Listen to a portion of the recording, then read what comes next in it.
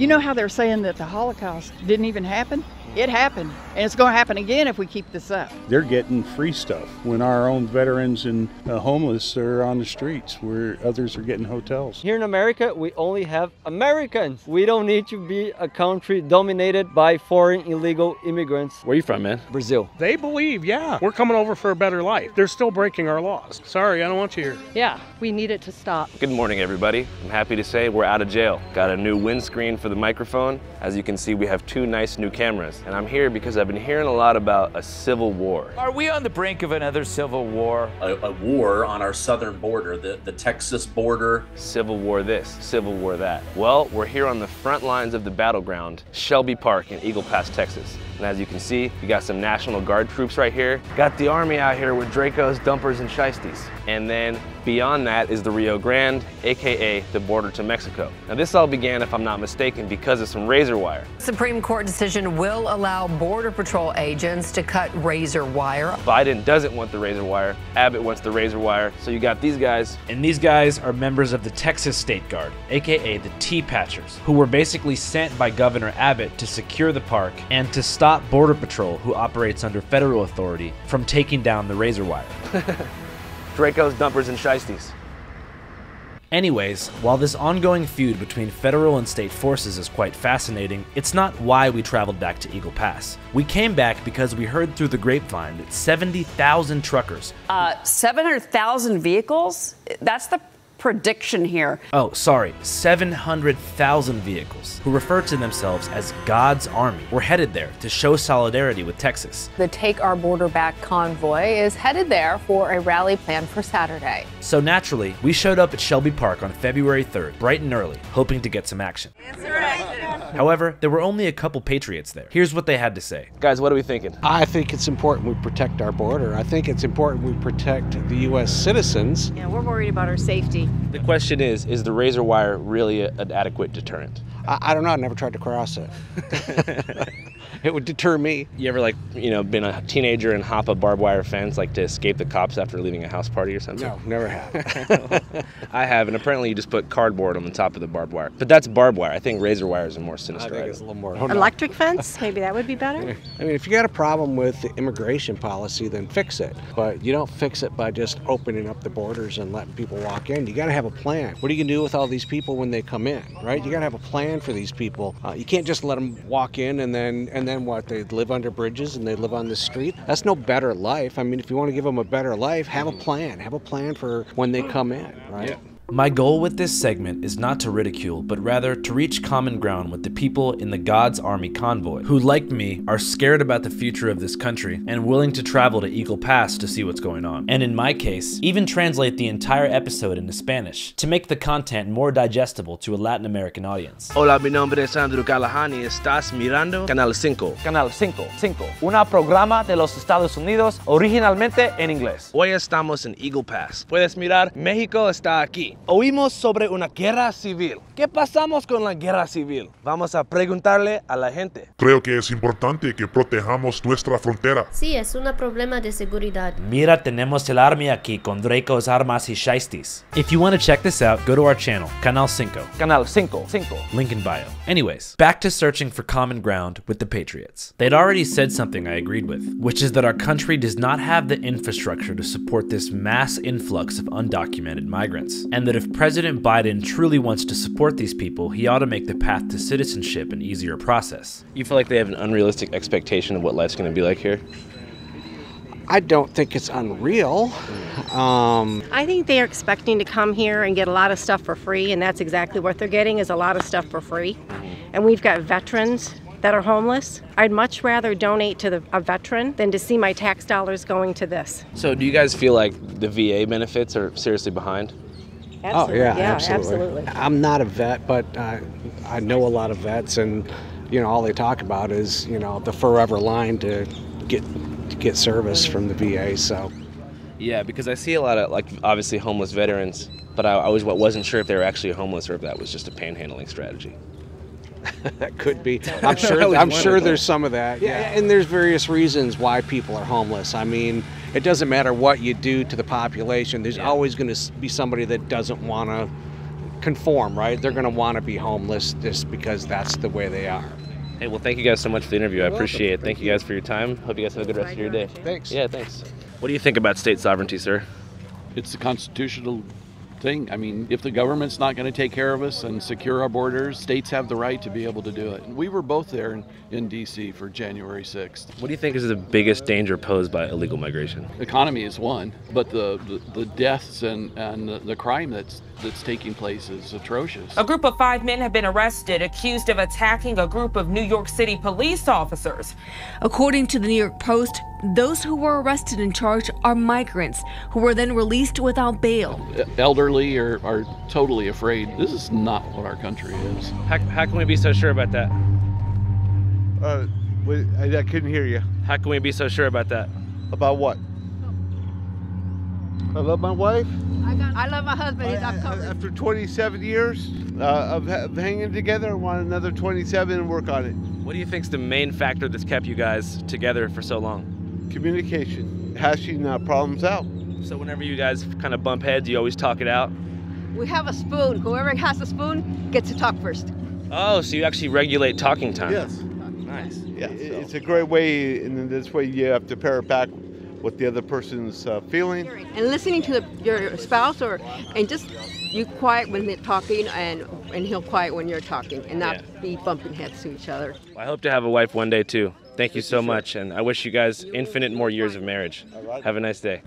After interviewing the happy couple, I started to get a bit discouraged. The news said there would be 700,000 people here, but there were probably only 25 people, and in fact, more journalists than there were patriots. Surely this couldn't be the end point of God's Army's convoy. Then, from out of nowhere, a red-haired patriot told me the convoy meetup spot had moved to a secret location north of town. The trucks are not coming this way from the convoy. How come? Because we are not engaging in anybody coming across the border. It's simply a exercise of our First Amendment right to free speech and gather. So you may see individuals from the convoy down here, but you won't see any trucks. How come?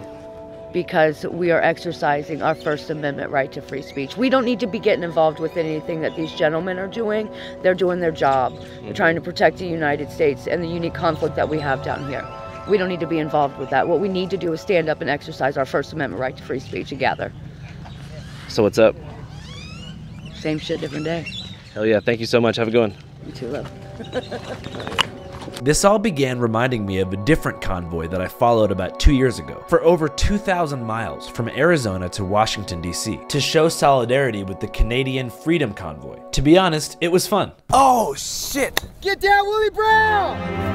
How you guys doing, man? Here's all our people right here. Good to see you, man. You too, Andrew. How are you? Hey, good to see you. And as we got closer and closer to D.C., the vibes intensified, which made for some great content. Are you an American? Do you believe in freedom? And are you freaking willing to fight for it? Yes! But right as we almost arrived to Washington, D.C., the convoy organizers diverted all the truckers to a small campground in Hagerstown, Maryland, and the next morning woke everyone up to tell us we'd been infiltrated by outside agitators. I'm gonna be honest with you. It was concerns of reports that we were getting last night coming in here. There were concerns about people trying to come into the gate that didn't belong here, if you know what I mean. This is the people's convoy. This is for the people. Yeah. United we stand. Freedom! Upon first glance, this may seem strange, but it's not. This is the typical playbook for the post-January 6th hyper-paranoid conservative right, and here's how it works. Someone in the community, in this case, Lee Dundas from Orange County, California, or in the case of the Defend the Border convoy, Vince Sabin from Cape Cod, Massachusetts. From Cape Cod. Nice. Will convince hundreds of their friends to essentially carpool to a political flashpoint and claim that God himself is guiding them. What made you want to do this? God. It's good against evil. The battle's begun. Then they'll create a website to drive as many donations as humanly possible in a short period of time. How do you guys raise funds for this whole thing?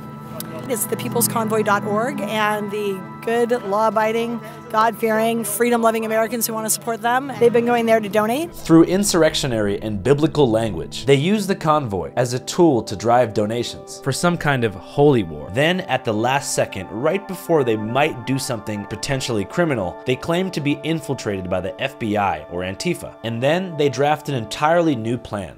Over the next several hours, lots of planning is going to be occurring behind the scenes. In the case of the People's Convoy, they said the new plan was to do 45-mile-an-hour loops around the Beltway, which, for those unfamiliar, is a suburban circular interstate system that orbits the unincorporated suburbs around DC. So, to be honest, I expected the Defend the Border convoy to have a similar underwhelming finale, but still, I wanted to see what was up. It's convoy time, bitch.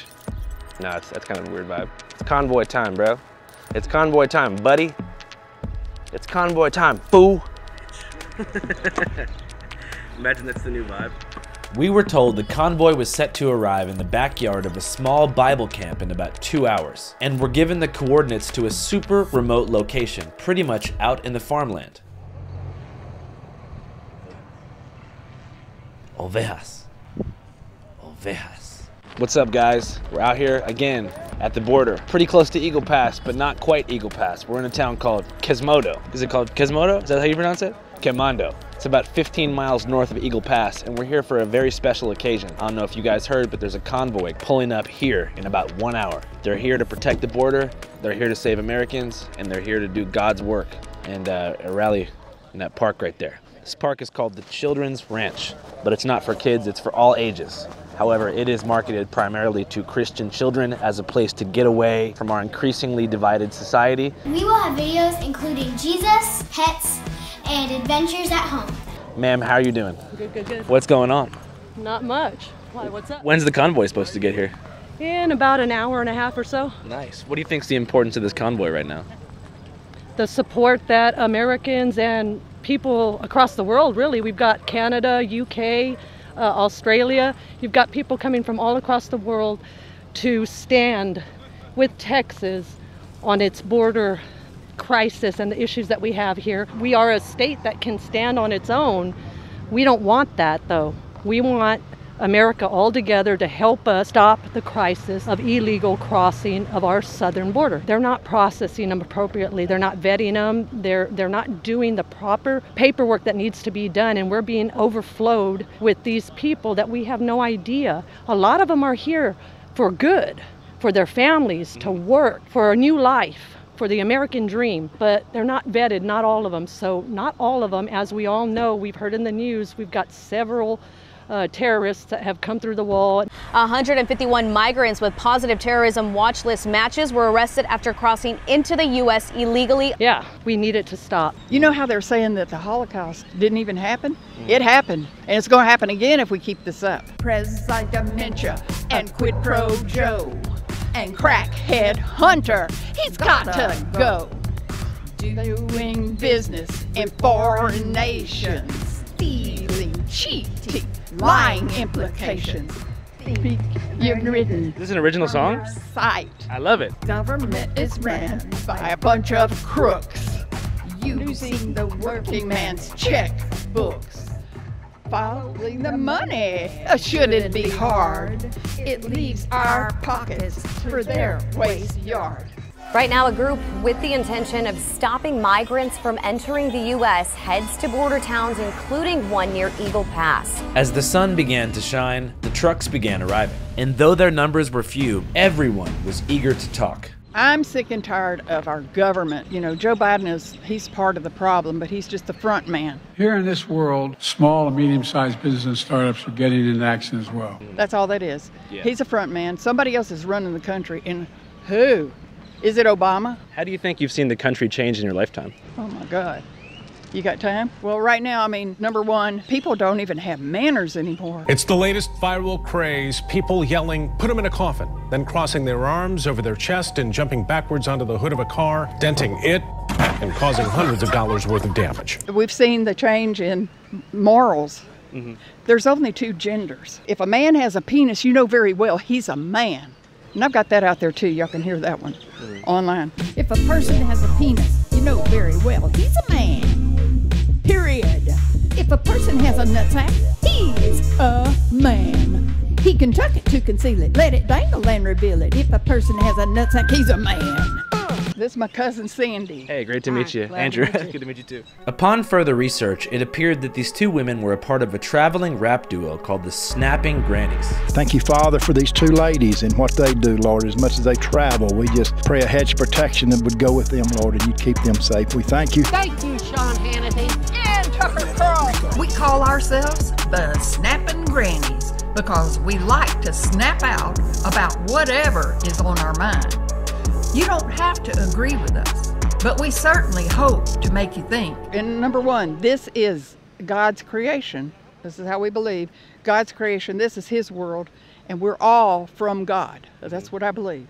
And so it's God's will that will be done. But we can't just sit back and take it. We've got to come out and voice it. We came to glorify the name above every other name, and His name is Jesus. And He's the only one who can save us. And so God, let peace just cover. God, meet them right here, God. Right here, Lord, you brought them here. They are here. They are at our gates. Lord, silence every enemy right now, God. Spirit of counsel, spirit of wisdom. No spirit but your Holy Spirit has any kind of power, God. And again, His will is what is leading us. Ask me some more questions. But I guess, I mean, what makes you believe that God's will, like, how does that play into what's going on at the border? Because, I mean, I'm seeing a lot of people struggling coming into the country, and my thought is, okay, you know, maybe they just want a better life. Like, they do, and I appreciate that. I know that. Back when I'd be younger, I would go over into Mexico, meet the most wonderful, beautiful people. I mean, they're great. I love fishing over Mazatlan. The young people now, they're not seeing that. They don't see what's going on. They need to see a third world country and then know that the opportunities they've been given here have been wasted for most of them. Still being wasted. You know, we don't mind them coming over here, but just do it legally. Yeah. Legally. Not illegally. Yeah, that's all we ask. We ask for that. I guess the idea is because the citizenship process takes so long, a lot of people just figure, I don't want to wait 24 months to get a response on the application. Let me just get here however I can. Yeah, and I don't blame them. I don't blame them. I understand it, but they're also being played. They're being played. Our government, they could care less about them really getting here, except for they want them to be able to vote. That's what they want. They want the vote, and they are paying just about anything for it. And you hear them, oh, Biden, he's great. He's a good president with so much help that he's given us. And the people are tired of it. I just think that we are very, very tired of it. I'm tired of them taking my Social Security money and giving it to someone that's illegal. I would be better off to go to the border, cross over, come back as an illegal, and I would get money every month. I would get a place to live. They're going to pay for it. They're going to give me a free phone. They're going to give me an iBot, what do you call those machines, play games on, whatever. Like a PlayStation, Portable or a Game Boy Advance. Yeah. Yes. Yes, but anyway, they'll give me that and, you know, maybe other stuff. They're giving all the free things away, but what they're losing in giving that free away, they're giving up our freedom here. Right. And that's what's wrong with it. In this conversation, I saw a decent opportunity to learn something new. I realized that I had no idea what Social Security even was, but it appeared that the program's underfunding was the motivating factor behind their desire to be politically active regarding this issue. So I'm not too familiar with Social Security programs, so after you retire, do you get a monthly check from the government? If you work your ass off. Yeah. And it depends how much you've made through the years. Yeah. Gotcha. So it's like a sliding scale depending on how hard you worked throughout your life. And the last 5 years of your job is what you really get paid on, not what you've done in the past, but the last 5 years. So what's the typical Social Security payout? Well, it depends on what you're doing. Right now, I mean, mine's livable, but that's about it. Like maybe $2 or $3 grand a month? I wish. Yeah. I wish. I mean, I know people that's getting maybe $500 a month. Okay. I mean, how can you even live on $1,000 a month? Especially now. Yeah. I make $1,200 a month. Can you live on $1,200 a month? According to data from the US government, the average monthly check given out by the Social Security Administration to retired Americans is around $1,800, which is far below the average monthly cost of living in America, which is about $5,100. For their entire life, the snapping grannies were sold the lie that after a lifetime of being a good worker, the government would finally take care of them after they retire, but the government did not. And now here they are, in their mid-70s, living beneath the poverty line, yet spending whatever disposable income they have left over to travel from Trump rally to Trump rally, promoting their rap songs, and complaining about immigrants on Facebook. $450,000 he's given to those illegals. We barely can make it on our Social Security. But Social Security checks were the same under Trump as they are now, under Biden. So this begs the question, what the hell is going on? And who is exploiting their very valid grievances to make them think this way? You'd think that experiencing their condition would cause them to advocate for more expansive social welfare programs that take proper care of the elderly, veterans, the homeless, and people experiencing mental illness. But on the cusp of what could potentially be a shocking yet unifying revelation that two-party electoral politics exist primarily to subdue class consciousness, divide people into politicized consumer groups, and program Americans with the illusion of democracy, while maintaining and preserving power for the ruling class. They're psychologically manipulated by the media to channel their anger away from the system itself and toward immigrants, who are propped up by conservative media as today's scapegoat. But tomorrow, it'll be something else. Like drag queens in Portland, shoplifters in San Francisco, Satanists in Massachusetts, overweight people on magazine covers, black Disney characters, and beyond. Whatever it takes to keep an even half of the American voting population completely infuriated about something that has absolutely no impact on their life is whatever the media will push. And it goes both ways. For example, at the trucker convoy rally, there were just as many mainstream journalists as there were patriots. And most of them, from what I could gather, are members of the mainstream Democrat press, who I assume are there to produce fear-mongering, Trump-bashing hit pieces for cable TV, which makes sense because the Democratic establishment needs a scapegoat too, and MAGA is perfect. But it all serves the machine, the three-headed snake of politicians, mainstream media outlets, and of course, the full-blown grifters who organize events like this one to sell t-shirts and drive donations to their website. It sounds like maybe there's a world in which Social Security can be raised and you could still help migrants out, right? It doesn't have to be one or the other. That isn't that. Because you know why? We all have to pull our own weight. And when you see them coming across that border, they don't have to have a passport. They have nothing. We have to be, I have to do a photo screen where they do your face recognition and all that. I have to have that passport. We got to have all kinds of identification. And we sure as heck got to have some money to pay for it. Yeah, for sure. And they're not paying it. And you're talking about the Social Security, I don't mind telling you.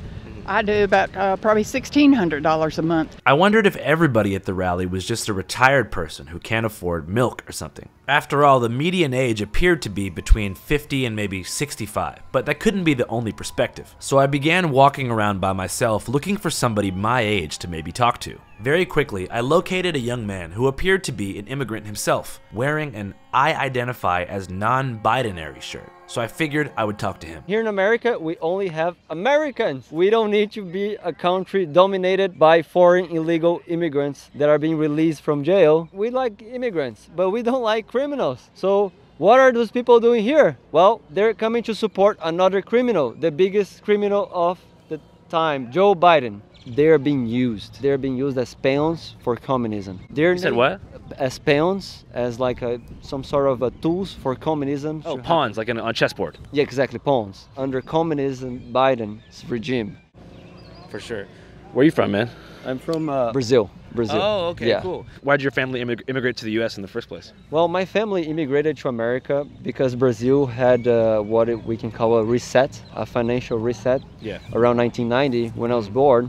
So they decided to come and visit and see if it would be a nice place. That's when I was born. And then they went back to Brazil, and that's where I was raised. So I grew up in Brazil, and now I'm back. But I always had patriotism towards America, even though growing up there. Yeah. What do you think America represents in comparison to somewhere like Brazil? Well, America represents hope. America represents a nation that is a light to the world, a light of Christianity, a light of peace. With Trump. Don't you feel like a lot of immigrants who come here are trying to embrace that way of life?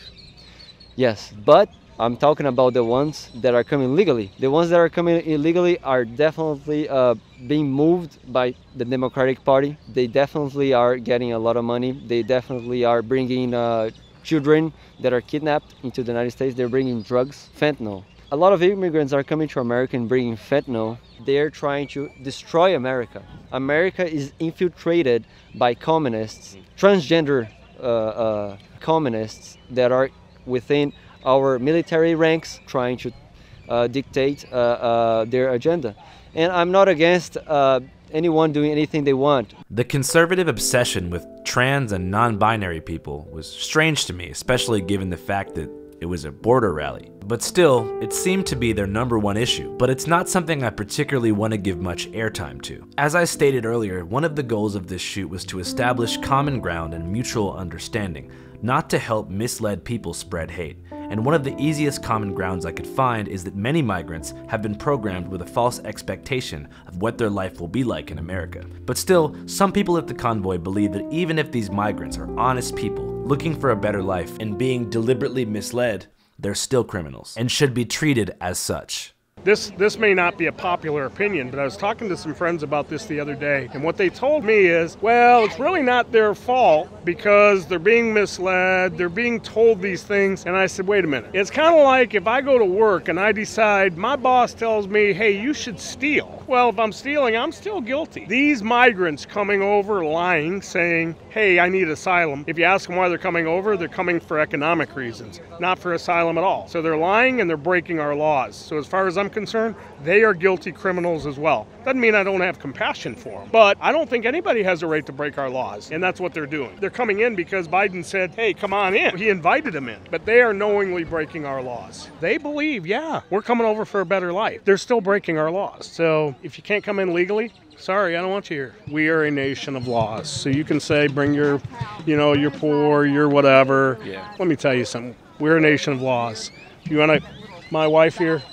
Her parents from Pakistan. Yeah. They came over here the right way years ago. How easy was it for your parents to immigrate here?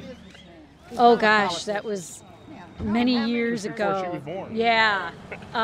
All I know is that my dad left when he was 19 and came over here, and the only time he went back was to marry my mother, and then it took about a year to get her paperwork ready to bring her over. So it took about a year for the citizenship, like green card process to go through, right? Yes, for her to come, yeah. And then it took years to get your citizenship. I mean, I had a guy that I worked with several years ago that he had been in the process for a long time from India. Great guy. Yeah. And he invited me to the day that he was going to, take the oath and all that. He was so excited about it. Yeah. Today, you compare that to what you have going on right now at our southern border. Yeah. We're destroying our country. Here we are. God's army has arrived in totality. We're supposed to be 70,000 divine soldiers.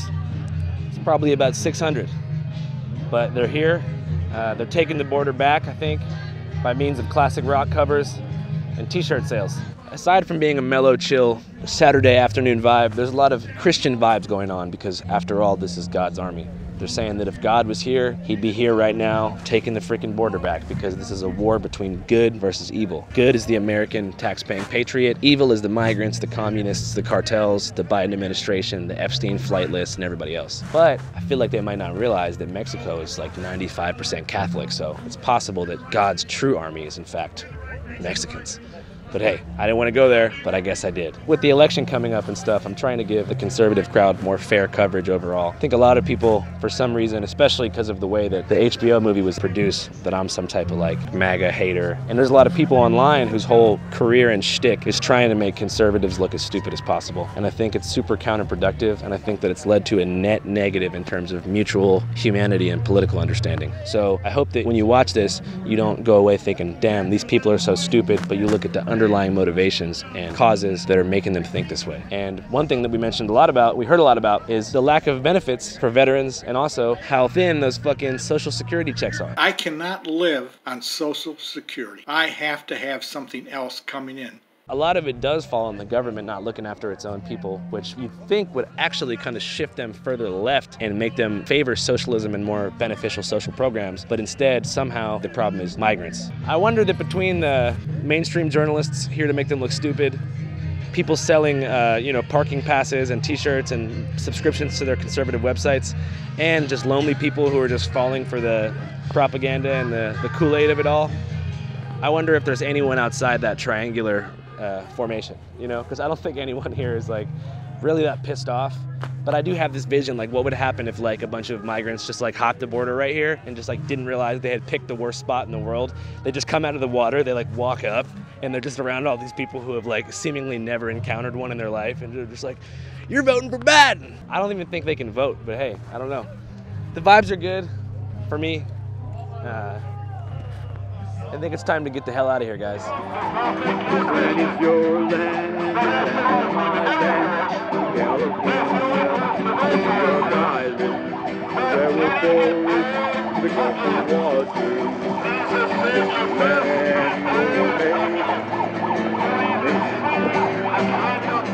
On the way out of town, we went to a gas station and ran into a bus full of Christians, pro-migrant Christians though, who apparently were sent by a nonprofit from Minnesota called Vote Common Good. They told us they'd just been kicked out of the rally by the truckers, but still were down to give us an interview. And I figured it'd be good to get a different Christian perspective on this issue. My name is Doug Padgett, and I'm the executive director of this group called Vote Common Good. I'm an evangelical pastor that thinks faith, open love should create a democracy open to all, and we have to resist Christian nationalism. And this trucker brigade is coming in here telling a bunch of slanderous lies about the border and migrants. What do you think are the main lies being told by the truckers? And they're saying there's an invasion. There's not an invasion. There are people seeking legal entrance into the country. These people are legally applying for asylum.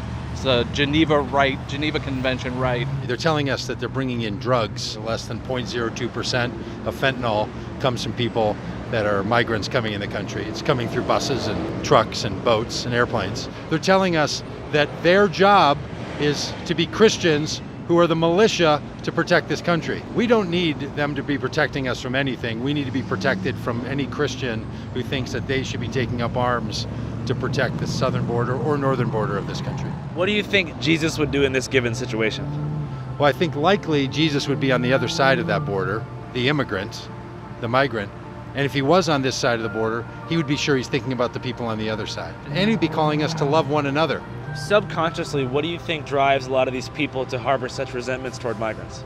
It's a great question. Look, if somebody gets in a vehicle and travels down to the border of the United States and Mexico, they care about this. We did it. Yeah. They care about it. Now, are they motivated by some fear? Have they been lied to? We think so. Are they choosing to only listen to one side of the story? We think so. But these are people who believe they're doing the right thing. We're going to start there. When we interact with these folks, we think you want to do the right thing. Can we help you understand from our perspective what the more right thing is? Yeah. Because if you understood the border, if you weren't 25 miles away, hoarded away inside of a Christian camp, and we're down here in Eagle Pass, or went up to Del Rito, or went to Laredo, these are beautiful, safe towns full of good people.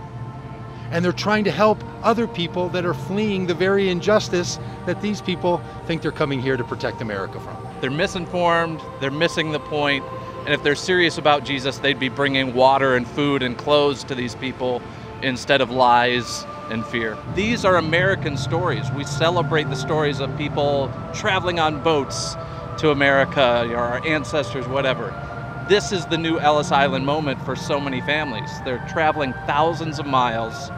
And we've heard so many of their stories, the hardships they've gone through, the harrowing danger they've been in, and they're coming here because they think America is worth coming to. We have very deep concern about the danger the migrants face when they have to cross a river. We have very deep concerns about the danger the migrants face when our border policies force them to be trafficked by drug cartels. We have very deep concerns about the safety of migrants overall. And we want to make sure that other people know, first of all, that there's other Americans who disagree with that, and there's other Christians that disagree with it. And often what happens is we get in this battle where we say to people, you need to be quiet so I can talk. We don't want anyone to be quiet. We want everyone to speak up. Yeah. If they've got something to say, they should say it. And everybody else who has something to say, they should say it. But the solution is not more hate. The solution is more engagement. Channel 5 Live Worldwide, Hollywood and Vine. Fuck the authority, Channel 5 News. Channel 55. We don't fuck with custers, and 5 is the best number. Ovejas. Hey. No, we're videoing, honey. He said he likes older women. We're going to Vegas.